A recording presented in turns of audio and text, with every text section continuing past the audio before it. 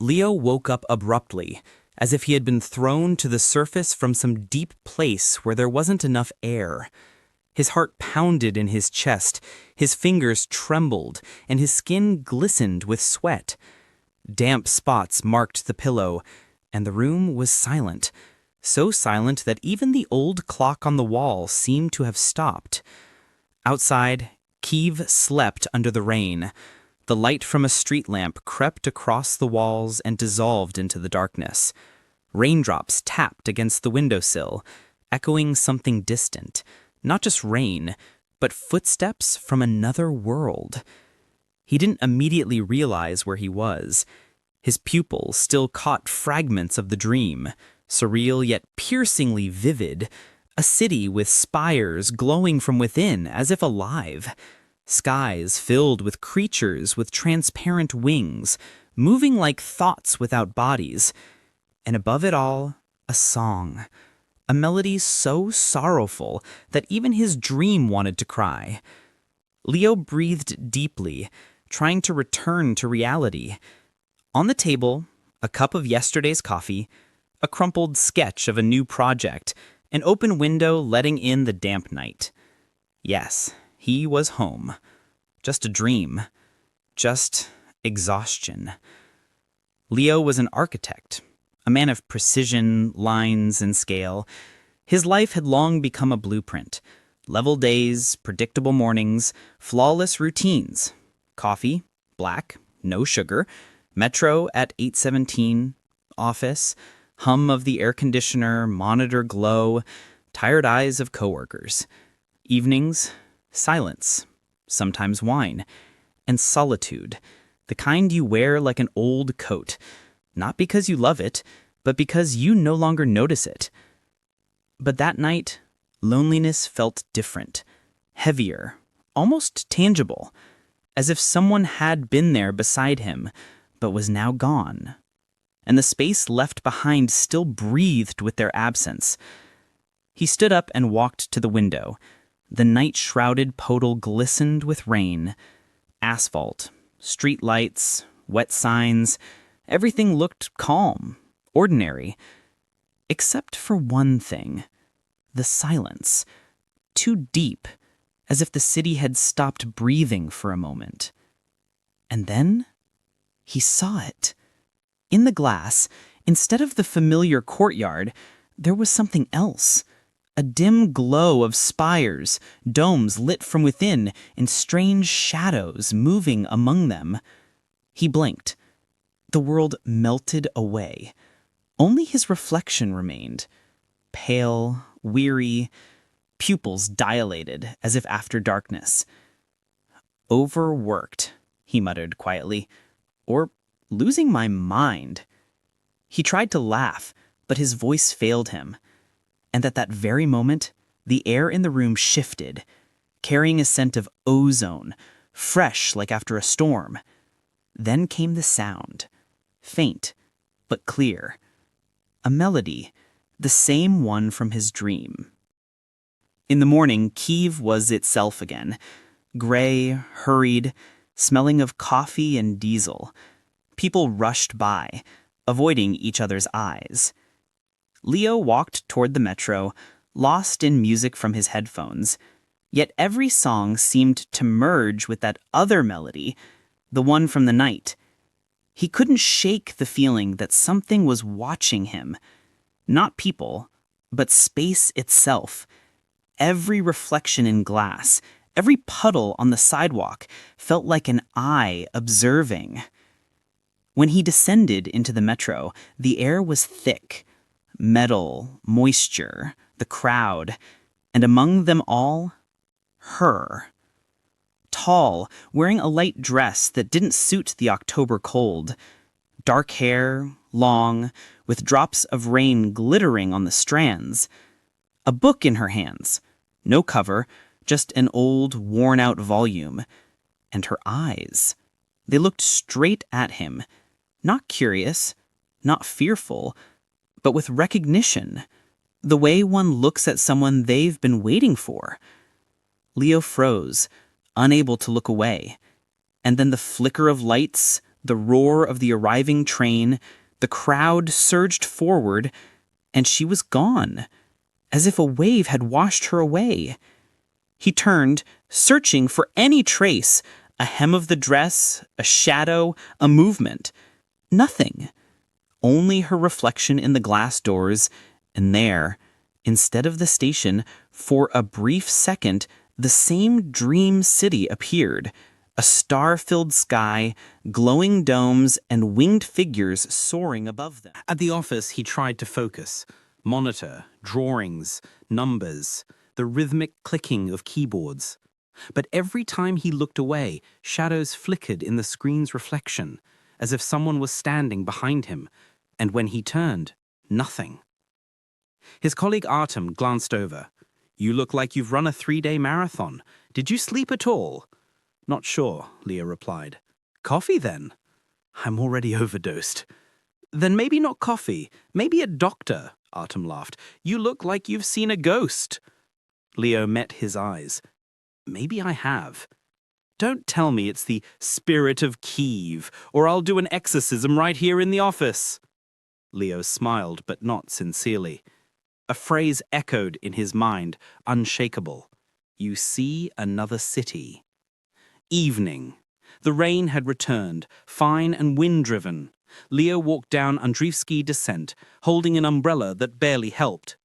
The city looked different, as if someone had drained its colors. Every cobblestone, every lamppost felt both familiar and foreign. He heard the melody again, faint behind the rain. It seemed to come from beneath the ground or from the sky. And then he saw her again. Beneath the arch of an old building where street musicians usually played by day, she stood. Silence surrounded her, yet her hair moved in the wind like something alive. She looked at him, and this time she smiled. He approached, trying not to show his fear. "Do we know each other?" "You see another city," she said. Her voice was soft, but each word struck like a heartbeat. "What does that mean?" "It means you're unlucky." "Is this a joke?" "Look at your feet." He looked down into a puddle. It reflected not Kiev's sky, but another, dark, star-filled, with glowing domes. And through the ripples he saw figures with wings gliding between the stars. He stumbled back. "What is this?" "A reflection," she said, "but not yours." "Then whose?" "Of another city." The wind rose sharply, scattering the rain. She leaned closer, and he felt her breath, cold like morning mist. "If you hear the melody, don't run." "What melody?" "The one you've already heard in your dream." And in the next instant, she was gone. No sound, no step. Only the air she left behind carried a scent not of this world. Leo stood in the middle of the street. The rain was fading. Streetlights flickered, then, all at once, went dark. A moment, and the darkness fell like water. From above, a sound like wings breathing. Then, soft footsteps, as if someone walked on the rooftops. He lifted his head, but saw nothing. And then, a whisper. Distant at first, then closer, right beside his ear. "The city is watching you." When he returned home, everything seemed quiet. But as soon as he looked at the window, the reflection wasn't his. The same spires, domes pulsing like a heartbeat, and beyond the glass, movement, someone or something blurred but present. He touched the window. Warm, then hot. The skin on his palm burned, and he pulled away. A thin mark remained, like a crack in the glass. And through that crack, faintly, the melody sounded again. Leo closed his eyes and understood this wasn't a dream. The morning was too bright. The light cut his eyes like glass. Leo sat on the edge of the bed, staring at his palm, at the place where the thin crack had appeared yesterday. It no longer hurt, but the skin there pulsed faintly, as if a second heart was beating beneath it.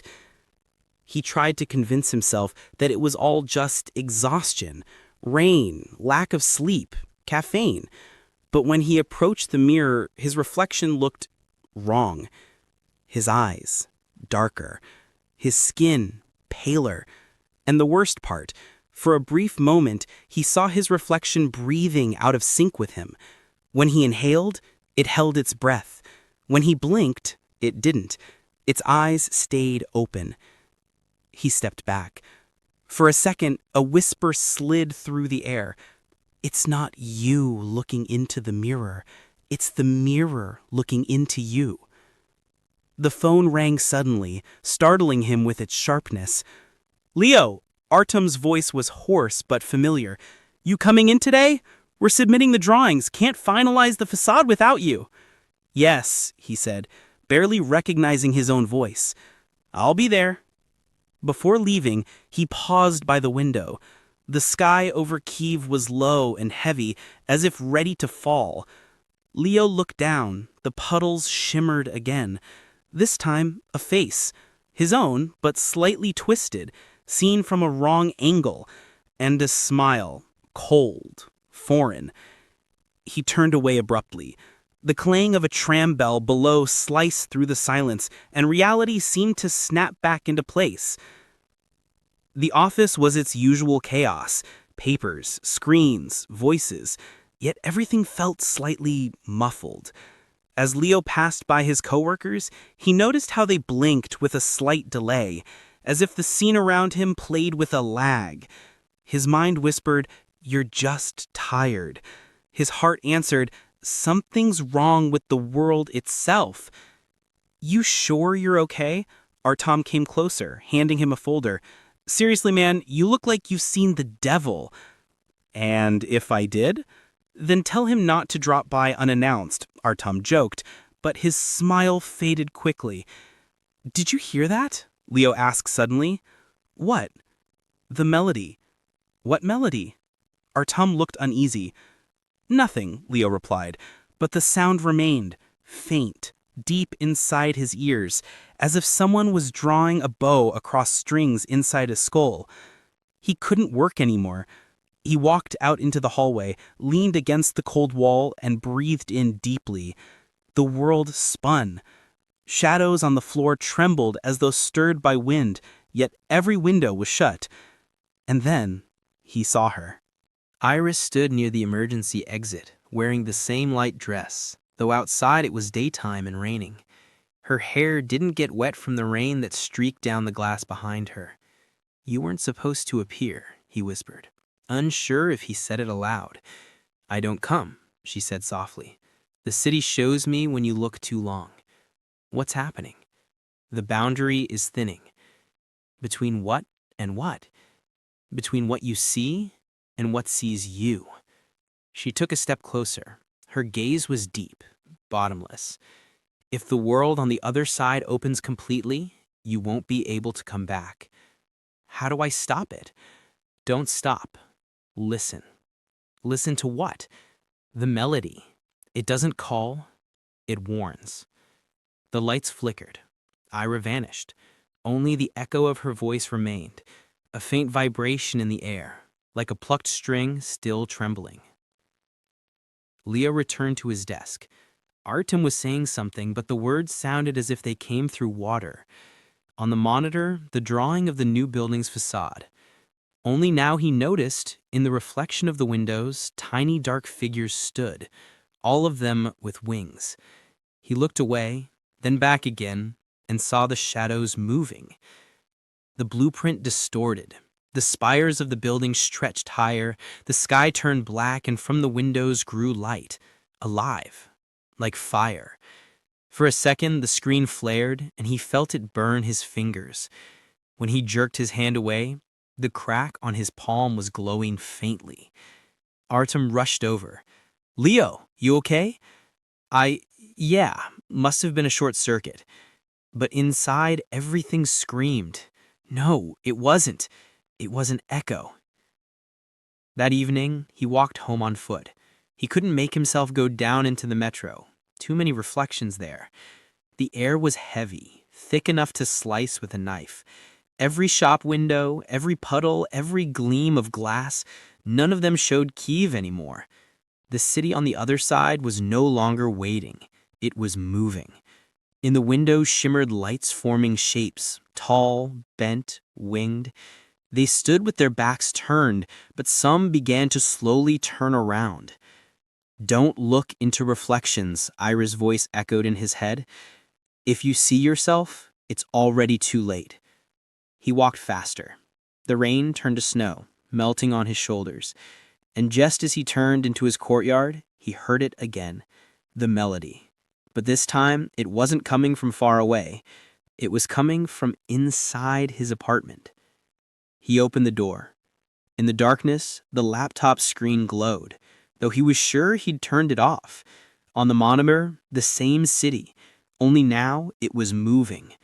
The camera seemed to glide above the domes between which the same winged beings drifted. And in the center, him, standing among them, face pale, eyes black, his palms stretched forward, as if beckoning someone. The screen flashed, and the room went dark. Silence. Then, a quiet, deliberate knock on the glass. He lifted his head. In the window, his own reflection.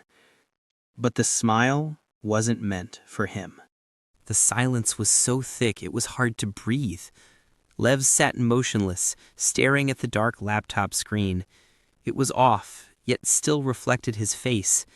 And in that reflection, the eyes blinked out of sync with his. He jerked back. His heart pounded somewhere in his throat. The air smelled of dust and metal, like the aftermath of a storm. And then he saw it. From the corner of the room where the old bookshelf always stood, a shadow began to take shape. Not his, not cast by any light. It moved as if searching for something in the darkness. It slid along the wall, across the floor, until it touched the leg of his chair. Lev froze. The shadow stopped, then suddenly lunged forward, alive, grabbing his leg. He screamed and fell. The chair toppled over, his body hit the floor, and he felt something cold and dense wrap around his calf. He tried to pull free. Useless. The chill sank deep into his bones, and then he saw it clearly. The shadow had a hand. Long fingers, far too long, crawled upward along his leg toward his throat. His skin burned with freezing cold wherever that darkness touched him, as if ice were seeping in from within. It reached for his neck, and the air around him grew heavier. An unseen force pinned him to the floor. He gasped, but his lungs refused to obey. Streetlight flickered through the curtains, and for a brief instant he saw it. The shadow was coming from beneath him, as if a piece of his own soul had decided to strangle him. "Stop," he rasped, but his voice only echoed off the walls. And then came the whisper again, familiar as a touch. "Don't be afraid. I'll help you. Ira." Her voice came from everywhere, soft yet terrifying in its calm. The shadow tightened around his throat, a flash, darkness filling his vision, and he saw another city. The same one, but empty. Buildings curved like burned pillars, and between them shadows drifted and crawled along the walls. They were singing, the same melody he'd heard before. When he came to, he was lying on the floor. Everything was still. The shadow was gone. Only a mark remained on his neck, a dark streak, like a burn. He staggered to his feet. Outside, dawn was breaking. But the sun wasn't yellow. It was black, like ash. The streets of Kiev were waking up in a dirty dawn. The air was heavy, as if the city had forgotten how to breathe. Leah walked quickly, holding his hand to his neck, where a dark mark remained. Every touch burned, as if the wound was still alive. He needed to find Ira. She knew something, perhaps even more than he did. Her face wouldn't leave his mind, like a frame stuck in the film. He tried to remember where he had seen her before. maybe not just in the metro. His footsteps echoed through the empty alleys. The city looked unnatural. People moved too slowly, their faces pale, as if painted over an older image. Someone stood by a kiosk, watching him. Then another, by the pharmacy. They didn't speak to each other, just stared. He quickened his pace. His heart pounded faster with every step when behind him came a quiet, "Leo!" He turned.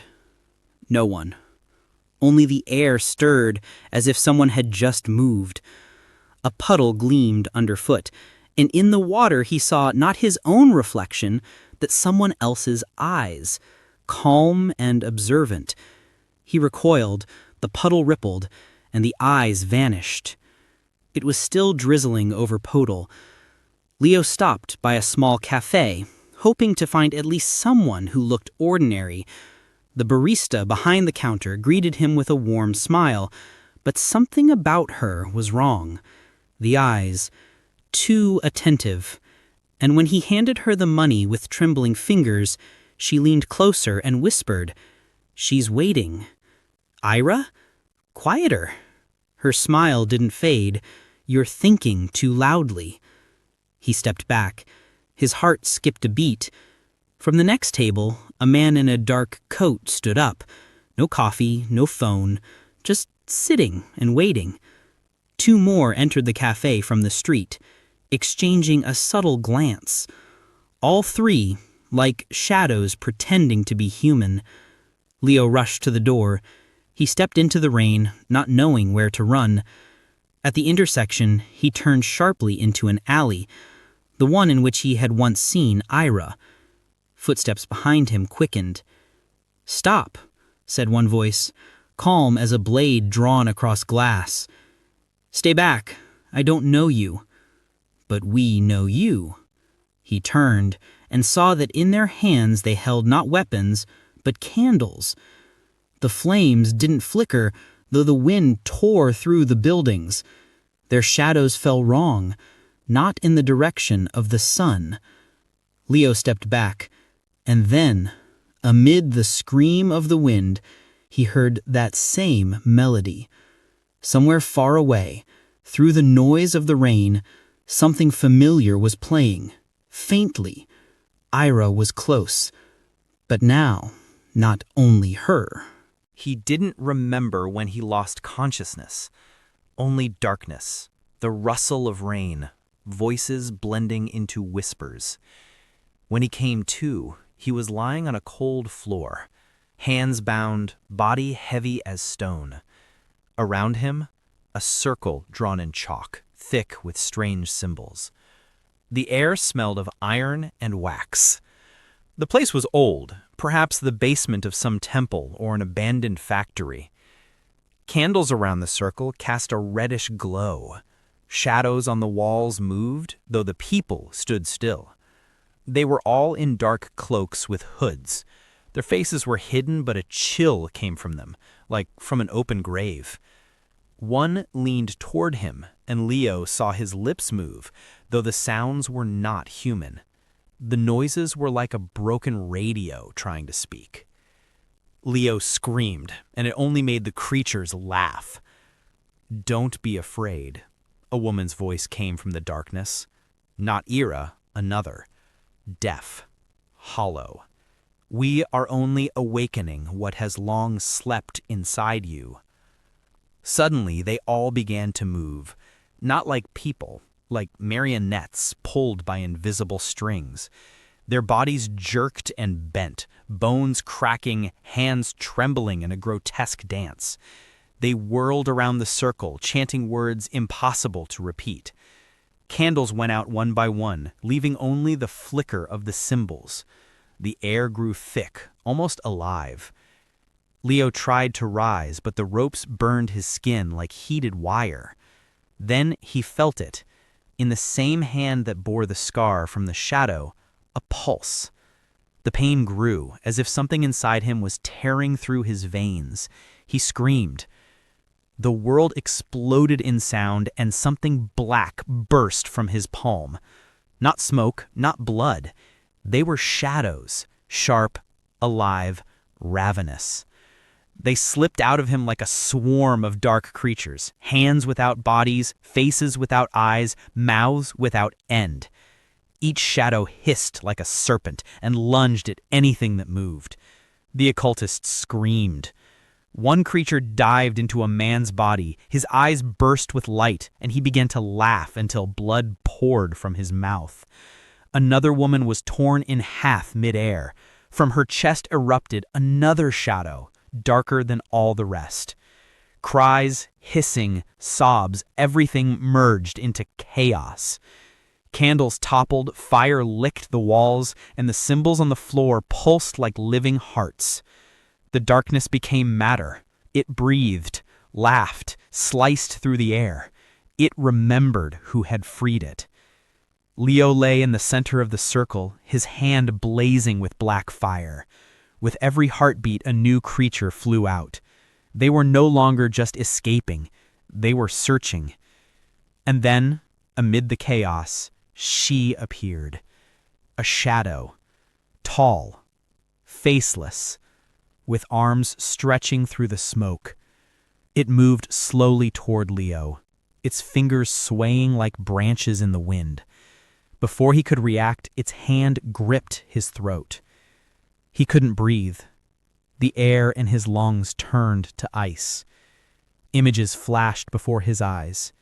A burning city, a sky full of screams, Ira reaching for him. The shadow squeezed tighter. "Don't be afraid, Leo," Ira's voice came through the roar of the darkness. The world tore apart like old film. Everything vanished. The fire, the blood, the people. He fell into the void. When he opened his eyes, he stood in another city. The sky was black, the buildings twisted as if drawn by a madman. The streets curved in impossible directions, and in the distance glowed the same domes that he had seen in his dream. Only now, they were breathing like living things. Ira stood on a bridge, her silhouette lit from within. She looked at him with quiet sorrow. "You've opened the door. Now we're on both sides." He wanted to answer, but no words came, because behind him, where the portal had collapsed, the shadows were already following. They were running. The air hummed like before a storm. The shadows behind them moved soundlessly, but the sound of their breathing, low, vibrating, inhuman, was drawing closer. Ira pulled him by the hand through narrow streets, between twisted buildings that looked like the bones of gigantic creatures. Underfoot, instead of cobblestones, stretched a smooth, dark surface, like a frozen river made of black glass. The sky kept changing colors, deep blue, crimson, then something like living flesh, breathing slowly. "This way!" Her voice cut through the wind like a bell ringing underwater. They rushed into an old temple, or what was left of one. Columns curved like the fins of underwater beasts, and the windows glowed, not with light, but with memory. Ira slammed the heavy doors shut, pressing her palm to the stone, and the doors seemed to grow out of it. A deep rumble sounded outside, then a few dull, heavy thuds. The shadows tried to break in, but couldn't. Silence stretched long and thin, leaving only their ragged breathing in the air.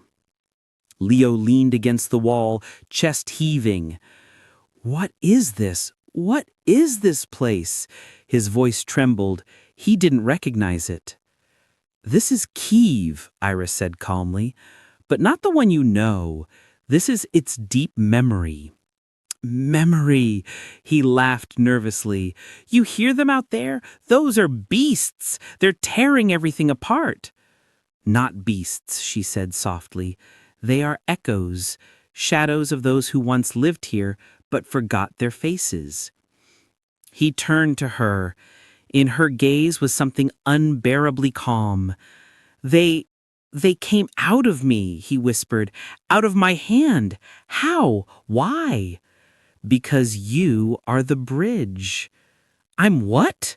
Between two worlds, between what's forgotten and what still remembers. You opened the door, Leo, but not for the first time. He sat down on the cold floor. His hand throbbed. The scar burned like molten iron. I'm just a man, Ira, an architect, nothing more. You were an architect, she stepped closer, but not only of buildings. You once built balance between the world and its reflection, between life and memory. I don't remember any of that. Because your body is new. The memory stayed here in the city when you were reborn in another time. He looked up, and those shadows, they want me? They want what's inside you, the spark, the force that keeps the balance. When you returned, they felt it. To them, you're the scent of blood in the water. And you? Who are you really? I am its voice, she said, touching her heart, the soul of the city you once protected. A chill swept through him. If all this is true, why didn't you stop them?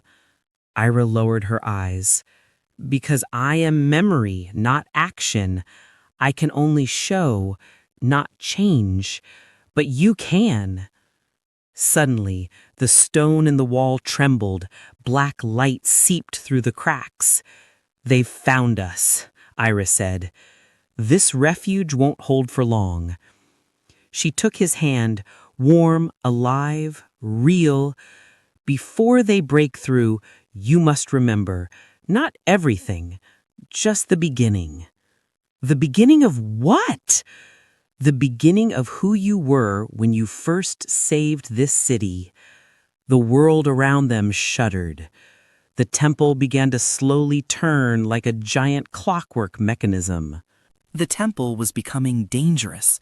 The stone was breathing, cracks slowly spreading, leaking darkness that looked like smoke searching for a way out. Ira rose sharply. They found us. We need to go. Now. They moved through narrow passages between ruined arches. Leo could hear something scratching and whispering behind the walls. Sometimes, from far away, came a sound like the rasping breath of a dead man. "Where are we going?" he whispered. "To the place where you once left yourself," Ira replied. Her voice was quiet but steady. "There, you must remember." When they stepped out of the temple, night was no longer night. The sky shimmered with colors like spilled ink, and among the shadows flickered lights, not lanterns, but eyes. The city was moving. Buildings, streets, even the shadows, everything seemed alive. Ira walked ahead, carefully only stepping where the ground still felt solid. Her footsteps were almost soundless. Leo followed behind, trying not to look to the sides. They descended into a narrow alley when something suddenly slid out of the darkness. A shadow, fluid and alive, tried to grab Leo's leg.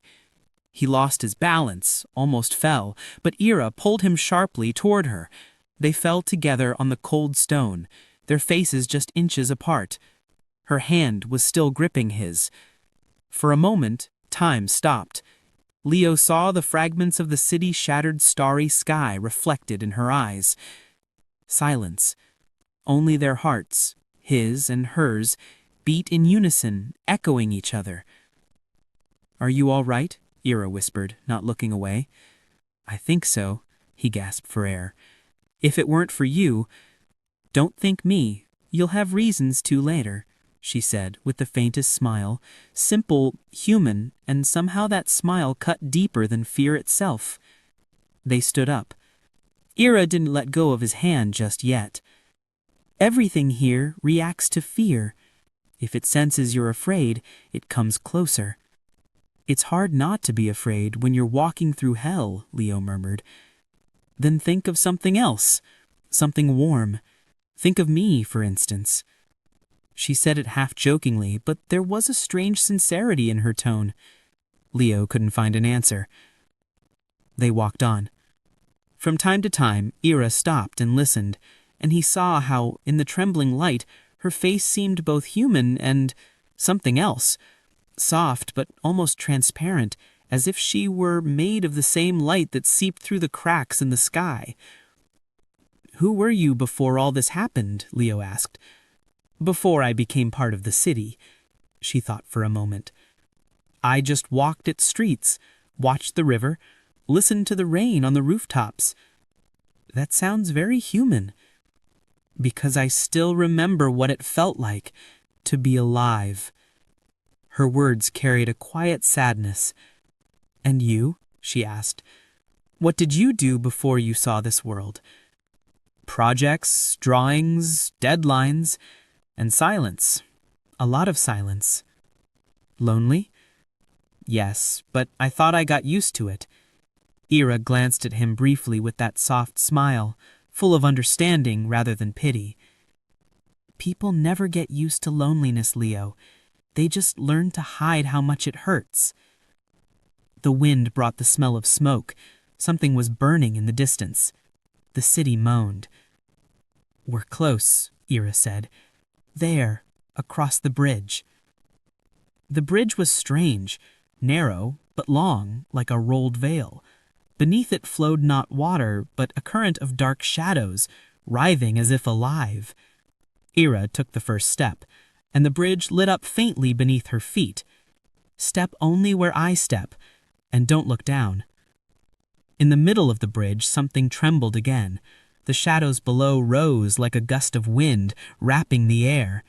Leo stumbled, and in that instant, Ira pulled him into her arms. He felt her warmth, her breath, real, alive, human. She held him tightly until the bridge went still. "You're warm," he whispered, "and you're still alive, and that's a miracle in this place." They stood there for a few seconds longer, until the danger passed. Then Ira stepped back, but Leo could feel something had changed between them. Not words, not touch. The very air between them felt different, like two halves of one whole that had finally recognized each other. On the opposite side of the bridge rose a hill. At its top, an old building like a watchtower. Ira stopped. "There, you will remember. But Leo," she looked at him seriously, "what waits inside, you may not like it. I've already seen demons crawl out of me. Hard to imagine worse." "It can be worse," she said softly, "if you see yourself as someone you don't want to be." They started climbing the hill. Behind them, beyond the bridge, something moved in the mist. A dark figure, tall, wrapped in a torn cloak, face hidden beneath a hood. It stood still, watching them. Eyes, two crimson sparks. Something was watching them as they disappeared into the light of the tower. The wind carried a whisper. "He has returned."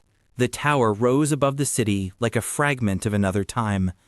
Its walls were wrapped in black ivy, and at the very top burned a faint golden flame, the only source of warmth in this cold unreality. When they entered, Leo immediately felt it. The air here was different. Quiet, almost real. Inside, everything looked as though no one had been there for years. Old blueprints, parchment maps, fragments of clocks, strange devices that resembled mechanical hearts. He walked slowly in a circle, touching objects as if testing whether they were real. "This place," he whispered, "it feels like I've been here before." Ira watched him silently from near the entrance. "Do you feel anything?" she asked. Leo shrugged. "I don't know. Everything feels familiar, but I can't remember why. Like déjà vu that's lasted too long." "And yet," her voice was soft, "this is where you spent most of your life. Feel it." He inhaled deeply. The air smelled of dust and metal. He approached an old table, its surface covered with scratches, ink stains, and etched lines of drawings. On the edge lay a compass, ancient, with cracked glass. When his fingers touched it, his heart skipped a beat. Before his eyes, a flash. Brief, bright, golden light, shouting voices, the tower but alive, untouched, and himself, older, standing in the same place, holding the same compass, glowing with warm light. A wave of warmth swept through him, like the memory of love or home. "Ira," he whispered, I remember something good." "That's good," she replied. A sudden crash tore through the silence. From below, near the entrance, came a sharp scrape, then another, like claws against stone. "They've come," Ira said. Her eyes gleamed with cold light. The doors exploded into splinters. Creatures burst into the hall, gaunt, elongated like shadows, with bodies that seemed a fusion of wolf and man. Their eyes burned with green fire, and their mouths stretched into inhuman grins. They moved sharply like gusts of wind. "Watcher's hounds," Ira whispered. "They come before him." One of the beasts lunged, but Ira deflected it. Her palm flared with white radiance. The shadow shrieked and recoiled. "Run!" she shouted. "I'm not leaving you," Leo yelled back, grabbing a shard of a metal beam. Another hound slammed into him, knocking him down. Leo struck, again and again, feeling something inside him grow, dark, hot, unbearable. His hand, the one with his scar, began to pulse, pain, sharp, blinding. Shadows surrounded him. One tried to grab Ira. She vanished for a moment, turning into light, only to reappear behind it, breathing heavily. "Leo, don't let them touch you. They'll drag your memory into the dark." But it was too late. One of the beasts seized his arm, the same one, and then everything changed. The air twisted into a spiral. From Leo's palm burst a surge of light, not white, but golden, thick like molten sunlight. The shadow screamed, its body igniting from within, disintegrating into ash and whispers. The others recoiled, but the light only grew stronger. Leo stood, clenching his fist, golden symbols swirling in the air around him, ancient, pulsing. His eyes had changed, deep, almost unreal. Ira looked at him in awe. "You have awakened." What is this?" he rasped, though his voice no longer sounded like his own. "It's your power," she said quietly. "You were a guardian, the one who stands between light and shadow." The hounds howled again, now in fear. But beyond them, another figure was approaching. Tall, draped in a dark cloak, wearing a mask that looked like a fragment of a broken face. Eyes, two molten circles. "So he remembers," the figure said calmly, his voice echoing through the hall like thunder. "You're too late," Ira replied, stepping between him and Leo. "No, just in time. When light awakens, shadow finally sees where to strike." Leo stepped forward, and a wave of light rippled beneath his feet. His body shimmered with golden veins, and behind him faint outlines appeared, not wings, but radiant arches. Light and darkness collided. The air itself tore apart. The air around them hummed as if the tower itself were breathing. Light and darkness intertwined in a wild dance. Bursts of radiance erupted from Lev's palm, cutting through the mist, but it thickened again immediately, as if alive. The antagonist stood calmly, lifting his hand from time to time like a conductor guiding chaos. His shadow moved separately from his body, stretching across the floor like black fire. "So many years have passed, and you're still the same," he said quietly. "A guardian who no longer remembers what he's guarding." Lev took a step forward, his voice echoing through the walls.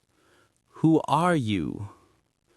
"The one you left in the dark," the man replied gently. "The one who waited for your light to fade." Ira stood aside, clutching the amulet at her chest. She knew interfering was dangerous, but she could feel Lev's power growing, tearing him apart from the inside. His face was no longer human, glowing lines spread across it like carvings on an ancient stone. The antagonist raised his hand, and the same hounds appeared, but now their bodies fused into something greater, forming one massive shadow with dozens of eyes staring out. "They are echoes of your fear," he said. "You created them. You, Lev." The word struck deeper than any weapon. Something trembled in Lev's chest, a memory awakening without permission. A vision. He stood among the ruins of a city, surrounded by the same shadows, and beside him Ira, or not Ira, another woman, similar, but with eyes full of light. And a scream. Her scream. The tower shook. "Lies," he whispered. "Truth," replied the antagonist. "You burned them all, then hid yourself from your own fire." The light in Lev's hand flared, then flickered for a moment. Ira rushed to him, touching his shoulder. "Don't listen to him. He feeds on doubt." "But if he's right, if I really—" "You're not who you were then," she said firmly. "Light can make mistakes, but it always finds its way back." Her words changed something. His gaze cleared, his breathing steadied. The antagonist lifted both hands. The darkness dissolved into the air and surged toward them in a wave. Iris shoved Lev aside. They crashed to the floor, the stone cracking beneath the blows of the black wind. She lay next to him, close enough to feel his breath. Her hair brushed his cheek, and that brief, fragile moment suddenly became the quiet center of the storm. "You alive?" she asked. "Thanks to you," he rasped, looking into her eyes. Light flickered between their fingers as he helped her up. "Then rise, guardian," she said firmly. "The shadow won't wait." Lev stood again. His footsteps echoed like the heartbeat of the tower itself. The antagonist watched him with curiosity. "Ah, finally, you're starting to remember who you were." Light burst from Lev again, this time taking the shape of wings, but not ordinary ones. They were made of shards of light like glass reflecting the stars. The floor cracked beneath his step. "If I really created these shadows, then I'll be the one to stop them." The antagonist smiled. "Try." Darkness surged toward him like a wave. Lev answered with an explosion of golden light. The shadows burned, but did not vanish. Instead, they changed, becoming thinner, faster, returning to him. He wasn't fighting an enemy, he was fighting himself. At one point, the antagonist vanished into the shadows and reappeared behind him, leaning close. "Do you remember now what you did to her, the one who loved you?" The whisper pierced his mind like poison. The light within Lev faltered. For a moment, he saw her, the same woman, burning, her hands aflame, her eyes filled with pain. A scream. And the world turned inside out. Lev fell to his knees. The light around him dimmed. "Lev!" Ira cried, grabbing his face in her hands. "It's not true. Look at me." He lifted his gaze. Ira, just like in that vision, but her eyes now were different. Calm, alive. "She's not the past," she whispered. "I am the present." Her words pierced to the darkness like an arrow. Light flared again in Lev's chest, pure, soft, no longer destructive. He rose to his feet. The antagonist stepped back half a pass. He said, "There it is. Your true awakening. Now I can begin mine." The darkness around him swirled, forming a vortex that began consuming the tower itself. Ira grabbed Lev's hand. "We have to go." They ran toward the stairs as everything behind them collapsed. Stone, metal, even air sucked into the black spiral. Lev's light still burned, but with each step it dimmed, as if giving up a part of itself to keep the path open. Ira turned back one last time.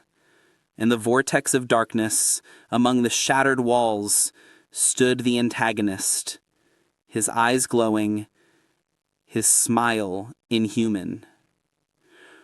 "We'll meet again when the last light falls," he whispered. The tower exploded in blinding radiance. Evening descended upon the ruins of the city quietly, as if afraid to disturb its ancient shadows. Gray clouds, like ash, hung over the rooftops, and among the crumbling streets still flickered the ghostly light of the sunset. Lev and Ira, exhausted after their escape, found an old workshop, broken, but with a roof and remnants of furniture that still held together. Inside, it smelled of wood and dust, and in a corner someone had once left an old candle. Ira lit it, and the soft, trembling flame illuminated their faces. Finally, silence, Lev exhaled with relief, sitting down beside her. She said nothing, just looked at him, as if she saw something more than he could ever understand. "Listen," Lev broke the silence. "You once mentioned him, the one behind all this. Do you know who he is?" Ira froze. Her gaze deepened, dark as the night beyond the window. "I know. His name is Morkar. Once he was a protector, but he betrayed us. He wanted not just to fight the light, he wanted to own it. When the city fell, he didn't die. The darkness accepted him. Since then, he is the darkness." Lev frowned slightly, then smiled faintly. "Morkar, huh? Well, at least that sounds better than calling him the antagonist, less theatrical." Ira chuckled quietly, but there was no laughter in her eyes. For a moment, silence returned. She touched his hand, warm, soft, hesitant. "Lev, I don't know what's coming next, but while we're here, can we just be human for a while?" He didn't answer in words. Their lips met, and the candlelight trembled from their breath. The world seemed to dissolve. There was no darkness, no fear, only her near, alive, and warm. The moment melted into whispers, into breath, into that fragile peace that felt like a gift among the ruins. But the music of that peace broke suddenly. A faint creak of the door, the rustle of footsteps. Ira turned sharply, but instead of an enemy, there stood an old man on the threshold, stooped, with eyes that still held a spark of humanity. He raised his hands to show he meant no harm. "Forgive me. I didn't mean to frighten you. I saw you face the darkness. I knew the protector would return." "Protector? You must be mistaken. We barely survived. I'm no hero." "Maybe you don't remember, but I still have faith. And I know something that might help." Lev sighed, skeptically. If it were only that simple, Morkar isn't the kind of being you can just stop. "You don't have to fight," the old man replied. "There's a place, an ancient sanctuary. The protector would know what to do there. I can take you." Lev looked at Ira and saw the same thing in her eyes that he felt. Fragile hope. "All right," he said. "Lead the way." They walked for a long time through the shattered streets, where every shadow whispered of past horrors. And finally, they arrived. Before them stretched a place that looked like a temple without walls. A stone floor etched with ancient symbols, columns reaching toward the sky, and the nightlight descending from above like a blessing. When Lev stepped forward, the ground beneath him glowed, pure, white light. A wave of memories surged through him, and he saw everything: the war, the darkness, Ira holding his head in her lap, and then the flames consuming her, leaving only light behind. He fell to his knees. Now I remember who I was and who you were. Ira smiled softly. And who we are meant to be now. Her hand touched his chest. This light, it's yours. My life belongs to it. And to you. I can't accept that. I won't let you die. You don't have a choice, she said. If I fade, but the city lives, that will be victory. The light between them flared brighter. The air trembled. The stones began to glow. Lev felt power awaken inside him. His scar healed. His eyes shone white. He managed to whisper, "I love you." Lev watched as Ira began to fade, like the flicker of a candle's flame. The ground quaked. The ghostly wind turned into black fire. From the darkness, as if tearing through the fabric of the world, Morkar emerged. His face resembled a charred mask, his eyes two burning voids. The old man who had guided them screamed, but before he could move, Morkar stretched out his hand, and the man's body burst into a cloud of ash. At last, you've awakened, Protector. But too late. The light that had just awakened in Lev faltered, trembling before the being that stood before him. Ira fell to her knees. Her glow was fading. "No!" Lev whispered, clenching his fists. The light in his eyes flared once more. The air around them crackled with tension.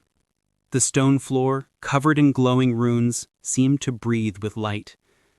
And above that light stood two figures, Lev and Morkar, light and shadow, finally face to face. What had been, just days ago, an architect, a man lost in fragments of memory, now stood before darkness as a warrior. Lev remembered everything, every strike, every oath, every fall. His heart beat in rhythm with the burning energy rising within him. Morkar smiled, cold and rotten. "You've reclaimed your light, but too late. This city already belongs to me." Lev answered not with words, but with a strike. The light from his hand sliced through the air like lightning, crashing into the Dark Lord's chest. The explosion of energy threw Morkar backward, scorching his black armor. And for a fleeting moment, it seemed victory was near. But Morkar only laughed. His body dissolved into coils of shadow that whirled around Lev like living things. From every side, shards of black energy rained down, sharp as blades, tearing through earth, columns, and stone. Lev slammed his fist into the ground. A burst of light scattered the darkness. He charged forward, moving like a storm, every blow a flash, every step an eruption of radiance. The earth burned beneath his feet. The ruins of the temple turned into a battlefield of light and night. "Is that all you've got?" Morkar roared, raising a wave of black fire that engulfed everything. Lev's light began to dim. He was breathing heavily, his hands trembling. "Ira," he thought, "you didn't finish the transfer. Only part of your light is in me." The glow flickered, fragile as a candle in the wind. Morkar appeared before him, sudden, brutal. His shadowed arm stretched, morphing into a jagged black blade. "I am better than you," he hissed, and he struck. Pain pierced Lev's chest, sharp, searing. The air rushed from his lungs. Ira screamed, her eyes filling with tears. Morkar loomed over the fallen warrior. "Your time is over," whispered the darkness through him. But then something changed. A sound. Faint, yet familiar. Music. The same melody that once carried hope. From Lev's chest, from the wound where the shadow blade was lodged, light burst forth, pure, unstoppable, burning. It tore through the darkness, as if the very soul of the city cried out with him. Morkar recoiled, shielding his face from the brilliance, and Lev, kneeling, understood. This was the last of him, the light that once saved Ira. He knew what to do. If you want the light, Lev whispered, then take it. All of it. He lifted his head, eyes blazing like twin suns, and he gave it all. Every spark, every hope, every piece of his life, straight into the heart of the darkness. Morkar froze. His body began to smoke. The shadows around him screamed with 1,000 voices. Flames erupted from his eyes. Cracks spread across his form as Lev's light consumed him from within. "What are you doing?" Morkar roared. "Burning the darkness, once and for all." The explosion blinded everything. White light engulfed the temple, the sky, the entire city. The ground trembled, and for a moment, time itself stopped. When the light faded, only peace remained. The city that had drowned in shadow for centuries finally breathed again. The ruins were filled with morning light. The silence was no longer dead, it was alive. Among the remnants stood Ira. The wind played with her hair. Her eyes shimmered with tears. She looked towards the place where Lev had stood moments ago.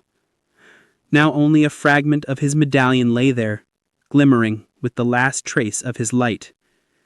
"You did it," she whispered. "But again, you left me alone." Ira picked up the medallion and held it to her chest. Yet there was no despair in her eyes, only quiet warmth. Because deep inside, she knew his light now lived in every ray that touched the city.